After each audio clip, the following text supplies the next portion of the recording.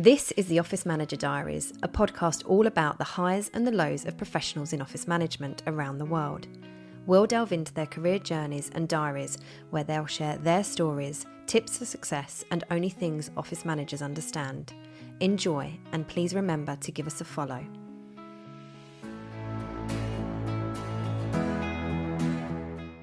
Hello everybody, it's Hannah Gray back with another episode of the Office Manager Diaries podcast, and I'm really pleased today to welcome Stephanie Knox, who is the HR and Office Manager for JTalk Limited. Good morning, Stephanie. Hi, Hannah. Hello, how are you doing? I'm good, thank you. How are you? Yeah, I'm well, thank you. It's nice to see the sun and a little bit of delayed springtime feeling, isn't it? Definitely. Makes everything seem brighter. It does indeed. It cheers us up in our gloomy little offices sometimes. So thank you very much for joining me on the Office Manager Diaries. I know you've been listening, I think, to every episode now by the sounds of it. So thank you for being a listener and a follower, but also for giving up some of your precious time to join me on the pod. So can you start, please, by telling me a little bit more about you and your role there at JTalk, how you got into the position and what a typical day looks like for you? There's a lot there, but yeah, tell us more, please. As HR and office manager, I am responsible for the day-to-day running of the office. I have the responsibility for the admin team, which is currently 4 members and about to go up to 6.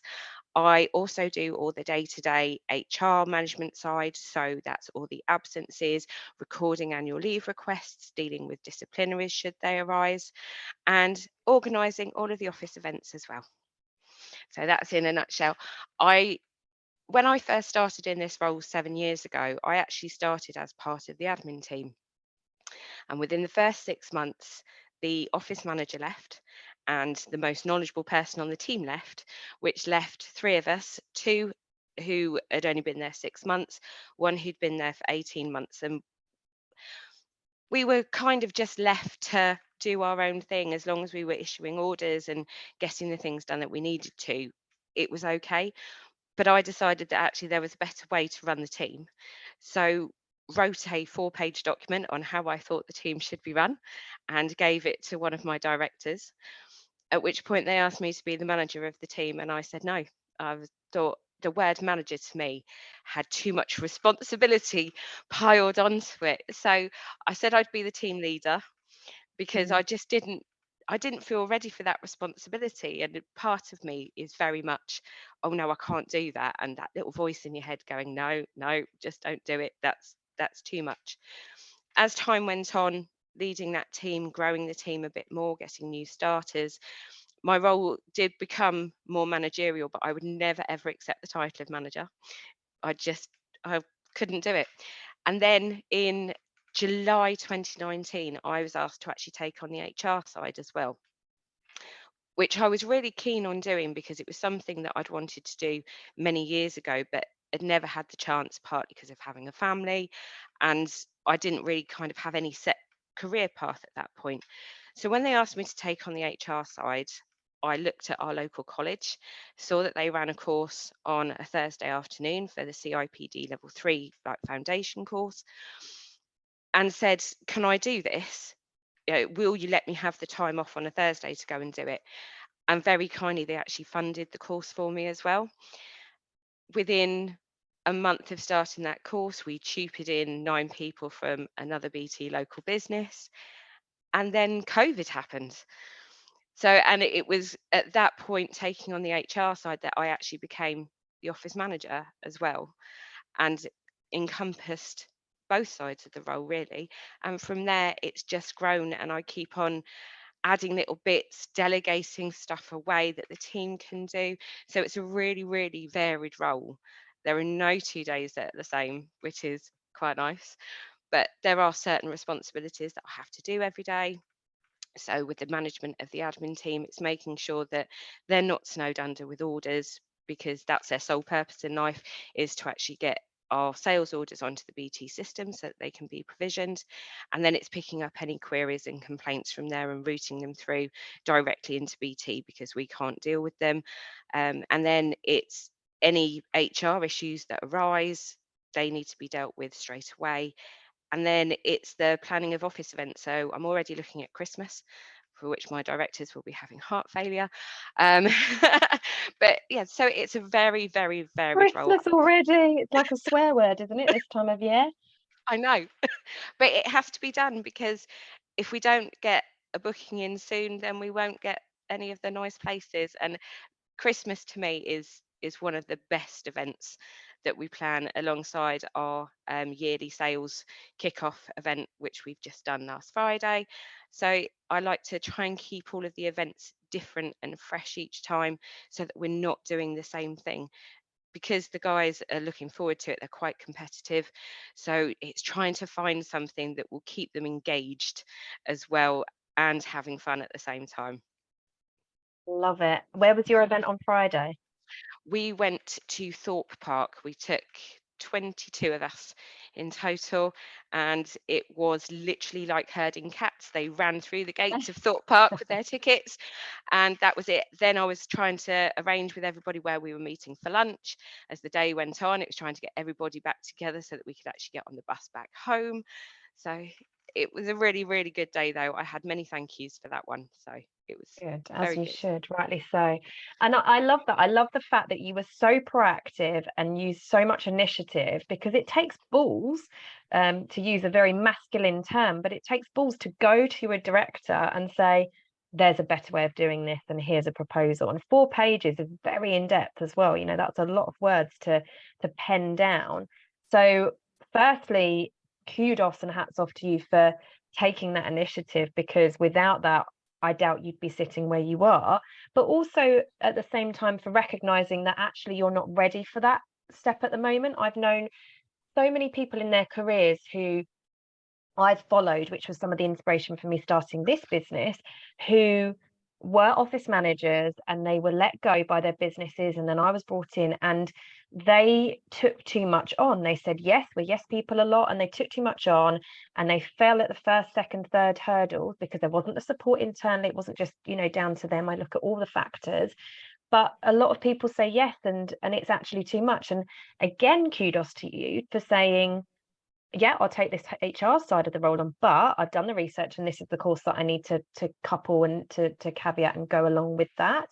And you say it's kind of them, but actually I think rightly so, they should, because sorry, BT local business and JTalk, but businesses should be funding our learning and development because it is better for the business. They get the results just as much as you do in terms of personal and professional development. They get the results in the business, and you wouldn't be able to support that business properly without it. So I'm really, thrilled to hear that you have taken such initiative throughout your career since you've been at JTalk, and that you're being recognized for it as well. It doesn't always happen. So well done to you.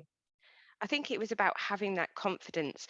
HR is such a big topic, and to make sure that I was looking after both the business's interests but also my fellow employees, I felt that I couldn't just take it on without having some kind of background or foundation knowledge.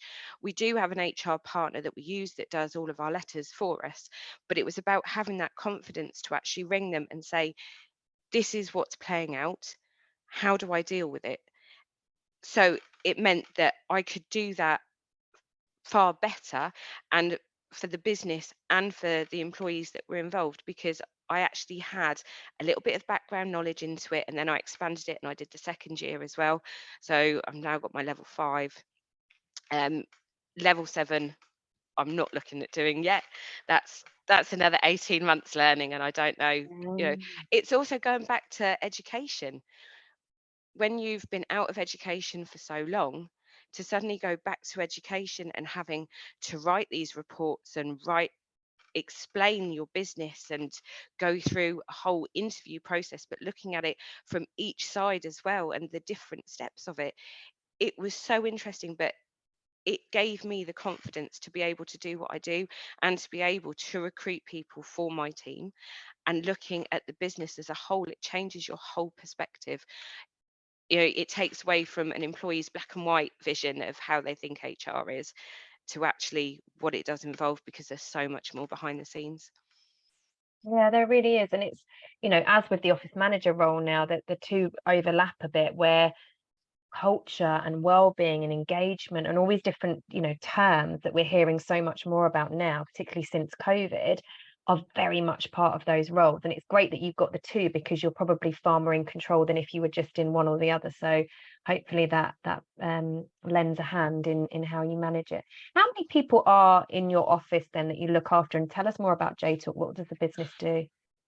So JTalk is a BT local business with the home counties north. There are 30 other BT local businesses around the country. So we effectively are a franchise of BT. We all have BT employee numbers. We have access to the BT systems. We proactively go out to current BT customers, those that have maybe had BT services in the past, those who have never had BT services, and look at telecommunications for their offices. That includes business grade internet services, mobile solutions, cloud telephony, which at the start of the pandemic, all of a sudden, everybody needed it because everybody suddenly had that requirement to work from home. So in effect, whilst COVID was absolutely terrible, in some ways for us as a business, it was actually a really good thing because everybody needed us. Although, there were only four of us working a lot of the time during COVID, we had to furlough a lot of people, but we were still going all of the time because there was always somebody that needed diverts placed, or what were they going to do next? And they needed to get things in place quite quickly to allow their workforce to work from home. So our role effectively is to offer that solution to customers. We cover a patch going from Milton Keynes all the way down to Colchester in Essex. So we take those orders that our lovely field team go out and get and place them onto the BT systems. We currently have approximately 40 staff, and 6 of those are mine. They're the admin team. They're the ones who do the important thing and get those orders onto the BT systems. We have a field team who go out and see the customers and deal with the more complex solutions and sell things as a whole, and our desk team, who are the ones who are proactively trying to make those calls out to our customers, offering them better solutions or looking at ways that actually we can save them money, because that's the other side of coming out of COVID, is that a lot of people now are very money conscious about what they're spending money on. There are still people making redundancies, and the cost of living crisis in general now, businesses are looking very much at what they're spending and where they can cut costs. So it is about us looking and helping them to see what solution we can provide for them that works for them as a business, but also means that they can save those costs that they need. Yeah, absolutely. And I like that, because it is important to recognize that not every business flopped and failed during COVID. I heard so many, live at the time, so many businesses were thriving because of it. Because, you think about Zoom, which we're using right now to Mhm. record this pod. I was using Zoom before COVID hit, just here and there for webinars and things. And my goodness, didn't Zoom pop on the market at the time, and Teams and all this kind of stuff. So it really wasn't all doom and gloom, I don't think. And it's important to still acknowledge that. So, what is your background prior to being in the admin team 7 years ago at JTalk? What was your background prior to that? And what do you enjoy the most about your current role of being in an office management position in general? I never really had a plan as to where my career was going to go. I moved out of home when I was 18. I had to get a job to pay the bills. And so I essentially took jobs that just covered the bills. The majority of them were admin roles.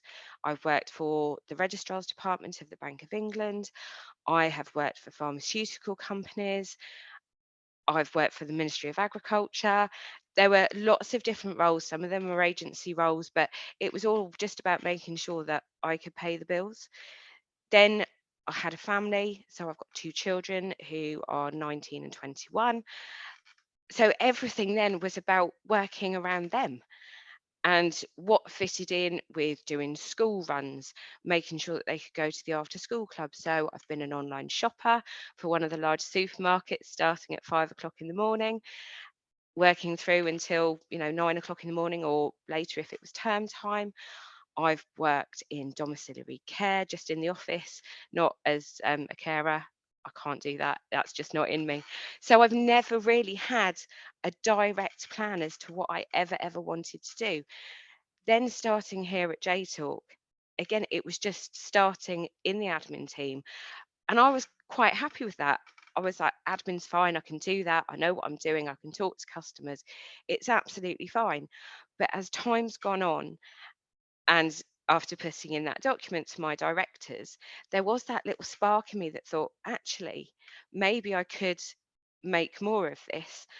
But there was another part of me was like, no, just keep your head down, just do what you're doing. You're absolutely fine. You don't need to do anything else. And then I think July 2019, when I was asked to take on the HR side and going to college and getting back into education, all of a sudden I could actually see that this was my time and I could make a career out of this.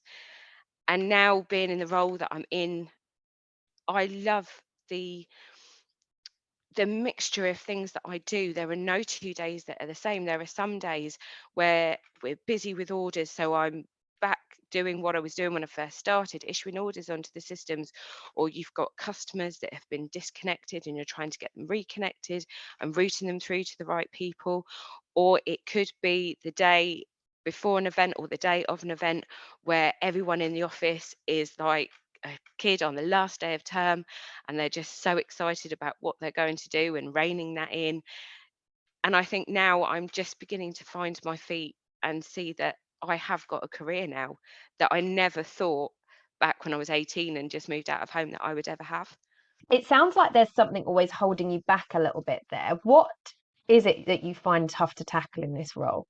Me, I am my biggest obstacle. I suffer massively from imposter syndrome, and it's something that I'm learning how to deal with. I've just started some coaching for my role, which has been it's been like a weight's been lifted because actually just talking to somebody and working through the issues that I might be facing at that time. So my biggest one that we're dealing with at the moment is being able to say the word no. As you say, office managers, we are people pleasers and we like to say yes, we like to take it on, but there gets to a point where you are at full capacity and you actually can't say yes anymore. But it's about how you say no and the reasons why you say no. And it identified things that I could actually ask my team to pick up for me so that I wasn't taking it all on. And following on from my coaching session, I had a meeting with them and we went through it. And they were so pleased because there were things that they wanted to do that I maybe hadn't wanted to let go of. So it was a real collaboration between us all that actually is working out for everybody in that they are now taking on a little bit of extra responsibility. It's something that I can watch sort of in the background, but it's not something that I necessarily have to deal with now.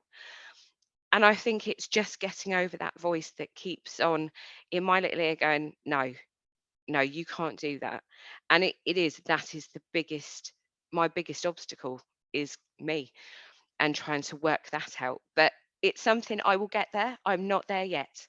And that's the important thing that I recognize that I'm not the finished article and that I will get there. It's just I'm on that journey to being able to say no and to be able to work the best that I can for both the business and for me. Hmm.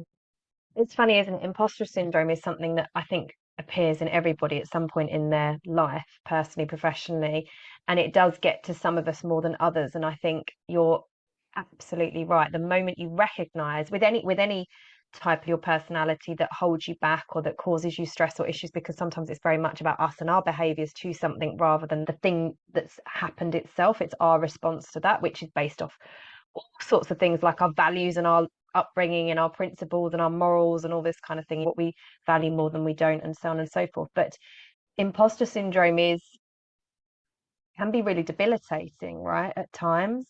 Yeah, Um, you can. and it can lead you to procrastinate and it can lead you to get into a little bit of a downward spiral. Like I suffered from it really badly. I mean, you can imagine with this business, having been an office manager for 14, 15 years essentially prior to starting this out, you can imagine the amount of times I'm sitting at a dining room table in a crappy dining room chair when I first started going, no, I can't do this. And I would just apply for random jobs here and there that were office management ones. And then they'd call me and I'd be on the phone interviewing and going, yeah, I've just started this business, so I'm going to see how that goes. And I'd basically can the interview on the phone, knowing that that's not what I wanted to do. I didn't want to go back to work. I wanted to make this business work. But in that moment, I went applying for jobs because there would just be times, I'd have a bad call with someone I did a cold call to, and I think, no, can't do this, go back to the drawing board kind of thing. But also with the course, when I was writing the office management course, that was my worst, thinking, no, I can't get an accredited course out there with almost 20 years experience at this point in office management, thinking, no, I can't do this. And the course is going really well. And it took me 2+ years to write that course because of imposter syndrome. Pick it up and I'd close it down again. So yeah, but at the same time, I think, like you say, it's recognizing it and figuring out a way to navigate around it. And when you get there, and no one is the finished article, everybody's still evolving and learning and adapting. And I think the moment you stop, everybody can improve, and every day is a new day kind of mentality. I always think to myself and tell my son, if we're better tomorrow than we were today, that's all we can strive for, in terms of us as humans and being kind and all that kind of stuff. But yeah, it really can get to you, can't it? How do you, maybe just a quick tip to share with anybody listening to this, because I'm sure lots of other people suffer from it, but how do you deal with that in the moment? How do you recognize that's when it's happening? And how do you flip it to try and convince yourself? Like I know what my coach said to me at the time when I was struggling, but what do you use? What do you do? I have to take a step back for a moment just to allow myself some time to breathe. So, not necessarily a physical step back, but almost like a mental step back to look at the situation and try and understand why in my head I'm saying, I can't do this. Because rationally, I know that I can, but it's about turning that little voice off and sometimes just taking that 5 minutes to go and make a cup of tea, or a 5 minute walk around the block, or a 10-minute walk around the block, just to clear your head, take that little step back, and then you can look at the situation again afresh. Because very often the situation actually feels worse in your head than it actually is, because you suddenly put up all of these barriers as to why you can't do it or why it wouldn't work. But actually taking that step back or talking to somebody and talking it through with them actually kind of turns that whole scenario around and gets that little voice in your head going, yes, you can do it. Absolutely, you can do it. There's no need to think that you can't. So it is very much about just taking that little step back, physically or mentally. Yeah, absolutely. My coach at the time, and I've hung on to this in many aspects of my life, not just with imposter syndrome sometimes, but said to me, where's the proof that you can't? I And like I that. just thought that is it. So every time I'm about to launch something new, or like even with this podcast, I had it a little bit with that, and it's more time that held me back, to be honest, than anything else. But it's, oh, can I really do this? And you'd wake up in the night thinking, I don't know if I can, I don't know if it will be a success or whatever. But actually, success didn't matter to me. It was more about the platform for office managers as to why we did it, to give more space for office managers and to share more knowledge and advice and experiences and to stop people feeling isolated. So when I realized that, but also, who's telling you you can't? Where's the proof that you can't do it? There wasn't any. There wasn't any proof that I couldn't teach this course. There wasn't any proof that I couldn't do this business. There was a whole lot of passion and hope and drive and ambition, and that's all that it needed. But yeah, I think it's a very powerful one to just say, who's telling you you can't do it? Where's the proof? Where is the evidence that you cannot do this? And if there isn't any, that's just your head talking. Like you said, that's that mental bit where you step back and go, mentally step back. Is there any proof? No. Then shut the hell up, Hannah, and get on with it. Exactly that. Excellent. I think that's a really important one to have addressed. So thank you.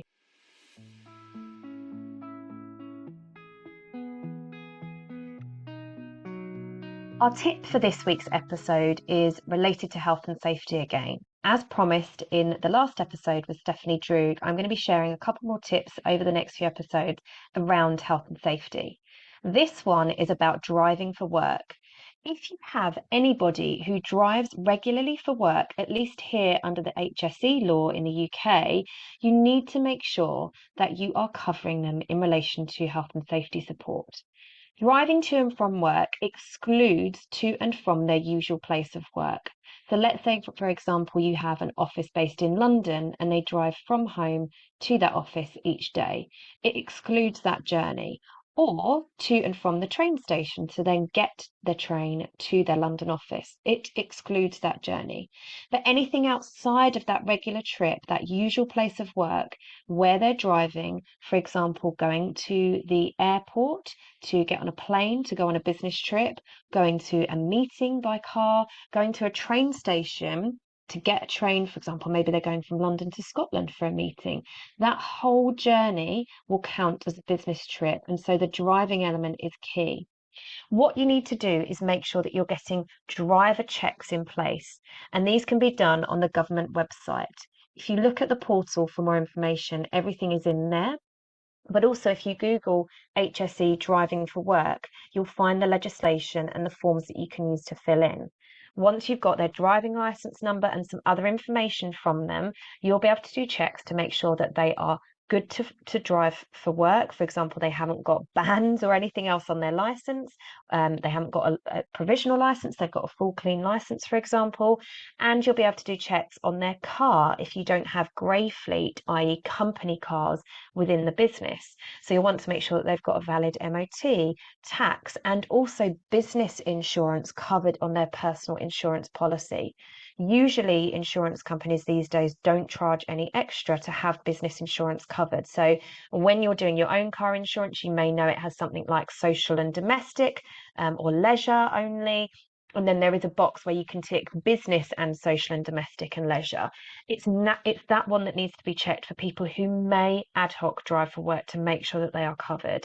Put a tracker in place that you can check it for all your staff. So maybe if you're doing the expenses, or you can talk to accounts who are, flag anybody to you that's claiming mileage, for example, tell them at inductions when you're getting new people on board and put it in your policies that you need to know if they are going to be driving for work, excluding to and from their usual place of work, and get that process in place to keep people safe.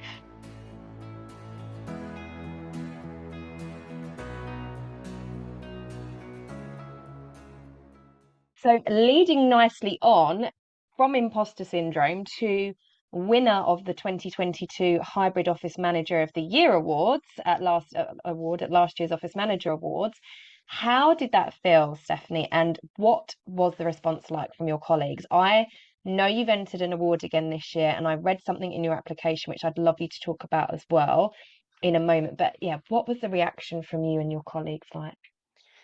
My first reaction was utter disbelief. My friend who had come with me was sat there saying to me, "It's you, it's you." And again, that little voice in my head going, "No, it's not you, it's not you." And my name was called, and I didn't know what to do. And my friend's like, "Go on, go, you need to go." I honestly didn't even know what I said that day. It wasn't until I got sent a video that I actually heard what I'd said. I was really, really taken aback. I thought of all the people that have entered that award, why would it be me? I don't do anything different to anybody else. And again, when you're writing that application and trying to put into words what you do and why you think you should win that award, sometimes being our own champion is the hardest thing to do.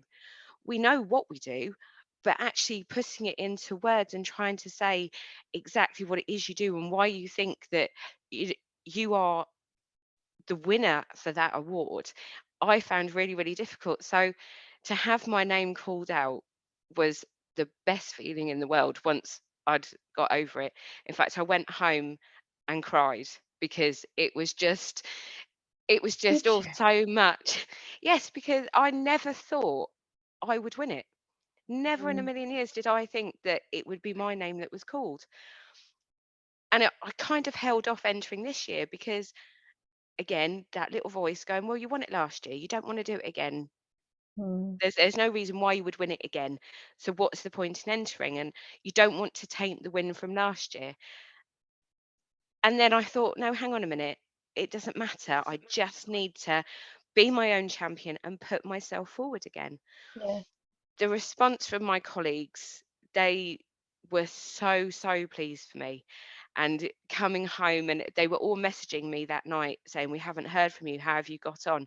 So I was just sending them pictures of the award saying, "I'm bringing it home." And so they were really, really pleased. It was lovely, I have to say. My directors were so unbelievably kind, and um, they were really chuffed. It was a bit of a bragging thing when guests came in from BT going, "We've got the hybrid office manager of the year." When I was doing calls with other teams from BT, and they were asking, "What good thing has happened to you this week?" And I put on, "Oh, I won an award that I was nominated for by a customer." And the reaction from the wider BT community as well was actually really lovely. So from other local businesses and from BT colleagues, it it really boosted my confidence and stopped that little inner voice for a while, as to, look at what you've achieved for something that I never thought I would do. I wouldn't ever normally have put myself forward for an award. Well, I hope for more than a while, because hopefully you've got that trophy sat on your desk so that you always look at it as a reminder to stop that inner voice. But can I be really dark and say that I love the fact that you cried when you got home? I take great satisfaction in that. Is that really sick? Now, I sat in my hot tub and I just thought, what on earth has happened over the last 24 hours? And Mm, I sat on my own. My husband was working in the house and I sat and I cried. mm. Just that, Happy I think tears. I was so overwhelmed, and Mm, I couldn't show it that night or even the following morning. It wasn't until I had that little bit of space on my own that it was like, that really did happen. I mm. really did win. And so, yeah, I sat and cried. It's funny because I do often joke and say that it's my favorite thing that people get up on stage and cry, but obviously even hearing about people crying after still gives me great joy. And it's not it's not because I like people crying. Well, I do kind of like people crying when it's happy tears, because that means, the amount of work, and I won't go on about it too much, but the amount of work that goes into those awards, trying to get people to nominate other people, trying to get people to enter and fill in the form, and getting the judges on board and training them in how to do it, and their time and effort, and then all the stuff that goes on, as you can well imagine, behind the scenes, our side, to run that ceremony, um, sell the tickets, get the sponsors. It's just such a huge amount of work. And so, regardless, I suppose, but at the same time, along with all of that, to see people meeting the objectives of the award, which is to recognise, reward, and celebrate office managers all around the world, that recognition and that reward that is given, even if you are, an entrant, a finalist, whatever, you've still got that recognition, you've still got that reward to a degree, because it should be self-satisfying doing it. But to see people celebrated on that stage, which is what happened to you, and your friends sort of pushing you up, which is very typical. People often just sit frozen. And I end up seeing the videos after, because I can't obviously see everyone in the room, and people kind of shoving their friend or family member up, going, "It's you, go, go," is just so joyous for me and the team to see. So thank you for sharing that. And yeah, as I said, there's something that happened off the back of that. You were contacted. You know where I'm going with this? I was, after my college course had finished, when I'd done the level 5, our college tutor asked us to keep her in the loop as to what was going on with our careers, if we changed jobs, if we got another job in HR, or our career was progressing. I'd sent her an email saying that I was a finalist for the awards, and she asked me to keep her in the loop, let her know what was going on. So as soon as I'd won, I sent her a photo of the trophy and said, "Look, I got it, I've done it."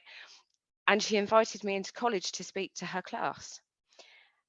And that was a real moment of, wow, look at what I've achieved. I mean, my trophy is brilliant. It's on my windowsill. I look at it every day. But to actually have someone outside of work, somebody who I really looked up to, who supported me massively during the course when I had those moments where I thought I can't do it, to actually go and speak to another cohort of adult learners that are going through this HR qualification, and to show them actually what can happen, and to show them how my career has progressed from being that person who just gone, yeah, okay, I'll do the HR role and taking on that course, to actually now I feel like I have a full career and that I'm flourishing and that I'm doing well, and that it's the role is changing and growing with me. And that was a real moment for me, and I was so chuffed going in there. The scariest thing I've ever done, probably like you when you're stood at that first day doing the office management course or at the awards, and standing in these expectant faces looking at you for what you're going to say.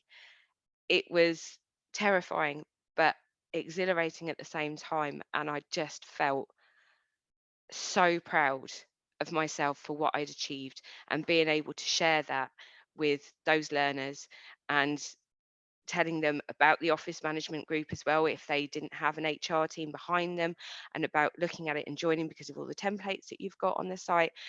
So it was about broadcasting you guys as well, but also about going, look what I've won, and this is what I've done. So that was a real moment for me. Well, thanks for sharing about us as well. That's always much appreciated.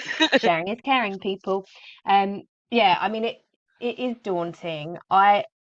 I don't get nervous anymore. The amount of times I've got up on stage in front of tens, now hundreds of people, it doesn't intimidate. I still get a little bit of nervous butterflies, but it's the good stuff. I think it's the adrenaline going that I need to get me up there. But I remember when I first started training new intakes, like new joiners, and we had this kind of tiered seating thing in the company that I was the office manager for, and we would get maybe 10 to 30 joiners a month, depending on what was going on. So we do a sort of monthly induction.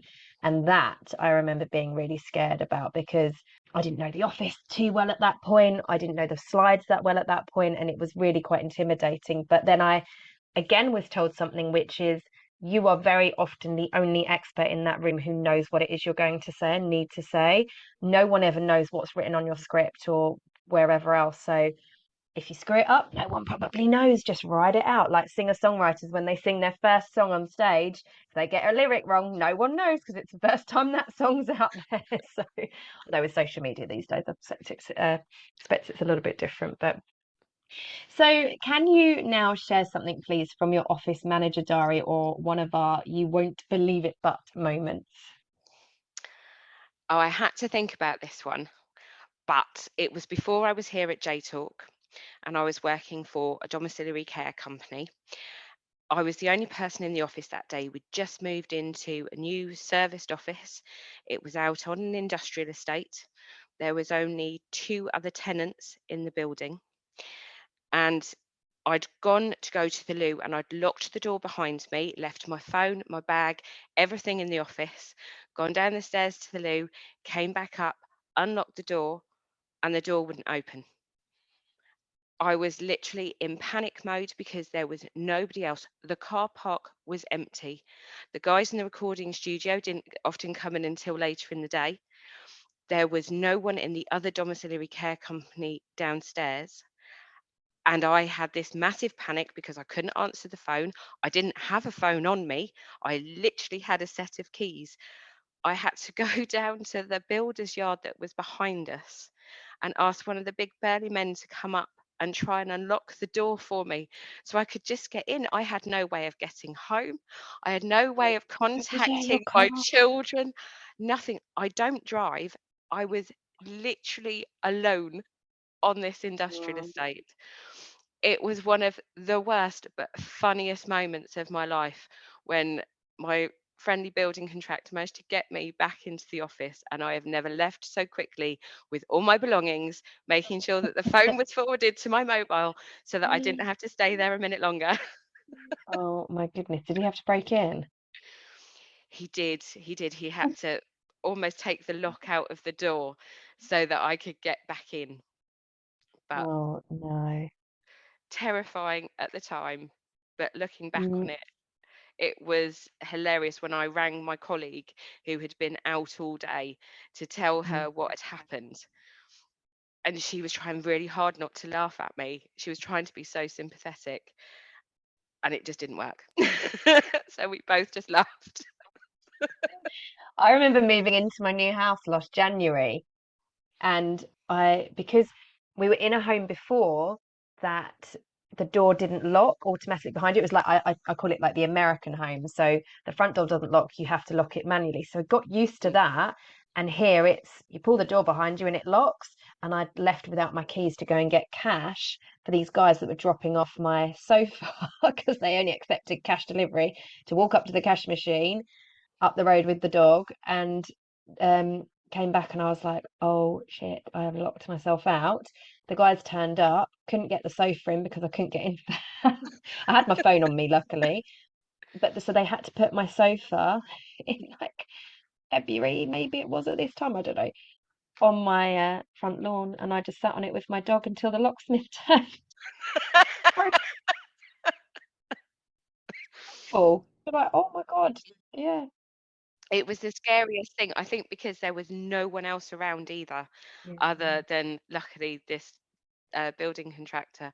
But it was the worst moment of my life. I was planning how I was going to get home, how I was going to tell anyone.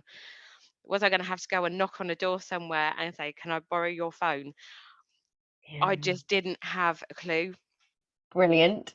I'm sure there's many times we've, as office managers, I've probably done it actually, where you leave your access card and you're doing like a late night move or something and you can't get back in and all sorts. So yeah, I'm sure you are not alone. Maybe a little bit different because it's keys and you had to break in, but there we are. So actually, it's reminded me, I had a call from one of the partners at the company. They were one of my clients that I worked for about 5 years, and last year I had a call from him and he'd been out drinking and he'd locked himself out. He'd gone into the office to get his stuff, went to the toilet, and the toilet's outside of the access control door and locked himself out. And he phoned me and he was like, Hannah, is there anything you can do? It's like 10 at night. I was like, absolutely nothing right now. I'll call, blah, blah, blah. And then somehow he managed to get back in. But yeah, doing that situation. You're in Mayfair. I'm in Southend in Essex. I don't really know how to help you from here, but thanks for calling.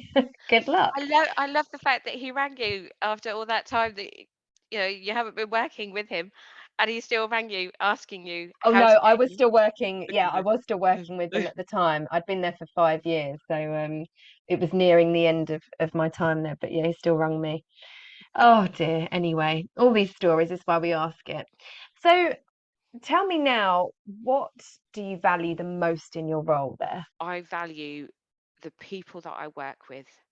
I think having a good team around you, having a good senior management to a team that you can go to and ask, challenge, I think that is the most important thing in the role.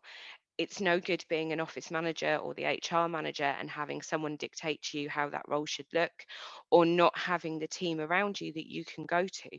So I am incredibly lucky that the team of ladies that I work with on my admin team are so good. They will see if something needs doing sometimes before I do, and they will support me with it. Or I can go to them and say, ladies, I really need some help from you guys on such and such, and they will pick it up. They are an incredible team. My senior managers, from the directors, the sales manager, again, I feel comfortable enough to go to them and ask a question or offer to do something or challenge a decision that's been made, even if that challenge is rejected. But it's the fact that there is such a culture in here that you can go and do that. And I think that's the most important thing, because if you feel that you can't go and ask that question or go and challenge a decision, then the role either isn't for you or it's not maybe the best place to be.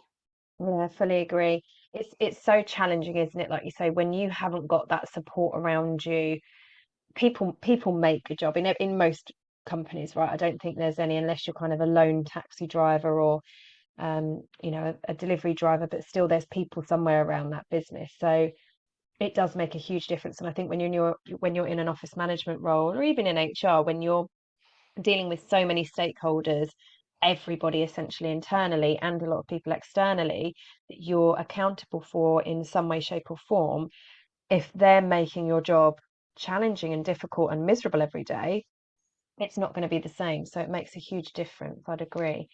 So can you share now? maybe a top tip or two on areas within the office management role for our fellow office manager listeners, please, on how they can nail their job? It's definitely all about organisation, and there's probably a running theme in this, but I do love a good to-do list. Half the time I know that it won't get finished that day, but I like to have that physical list that I've written, and seeing things ticked off, I think is really important. Running events leading up to the event, I think a to-do list is really, really important. Making sure that have you got disclaimers signed if you're going to have them jumping off water parks or big inflatables in the middle of a lake. If it's making sure that we've got the right number of hotel rooms booked for a Christmas do, making sure that we've actually got the event tickets through, finalizing numbers, and it's just all about that whole organization, be it a tick list, be it a to-do list on your emails, however you feel you organize it. But that to-do list, I think we kind of live and die by it as office managers because it's the most important thing. I know, and as many other office managers will know, that you might have a list of things in priority order, but then something will happen that all of a sudden overtakes that, and you have to deal with that first. It's also about learning to say no and saying, no, I can't do that at the moment because, but it could be that I can ask so and so to pick that up for you. It is very much, I think, the whole organization piece. I try and think of myself as a swan. It's all gliding on the top, but underneath those little legs are paddling away to make it all look seamless so that everybody, when they turn up at an event, thinks that it's all gone swimmingly, even when maybe something has gone horribly wrong in the background, or you suddenly realize that you haven't got enough hotel rooms, or the tickets haven't quite arrived and you've got to go and pick them up. So, yeah, it's all about that organization and that to do list. Love it. And that swan analogy comes up so much, as you probably heard in other pods. It does come up a lot, but it's bang on accurate for these roles. So a final question from me then, Steph. Where are you heading? What is in the future for you career-wise? I think I've still got a lot to do here. I'm still taking on new challenges here, and I love a new challenge. My directors know that if there's a challenge to be had, it will be me. I will take that on, and I think growing the role even more and expanding on it and making it even more my own than I already have. I think one dream that I do have, which possibly won't happen because of the age of the children now, but I would like to go out to Canada and join my cousin's business and expand her HR presence from her business. That would be a really lovely thing, and manage her office for her from there. But at the moment, I have no plans to go anywhere. It's all about staying here and taking on the challenges and growing my role and my team. Love that. And you've got two new admins coming, so you've got plenty of work to do. Taking on one new staff can be challenging, let alone two. So it's that moment, isn't it, where it's really hard when you're hiring because it takes up time to hire.